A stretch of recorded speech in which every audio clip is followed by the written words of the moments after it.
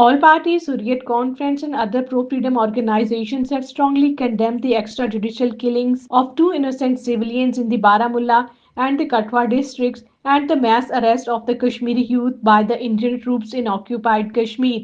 APHC spokesman Advocate Abdul Rashid Minhas, along with the Muslim League, Democratic Freedom Party, and Tehreek-e-Hurriyat, in this statement in Srinagar said occupied Kashmir has witnessed an upsurge in extrajudicial killings and arbitrary arrests. Senior National Conference leader and Indian parliamentarian Ruhollah Mehdi, speaking to the media in New Delhi, voiced serious concerns over the worsening situation in occupied Kashmir.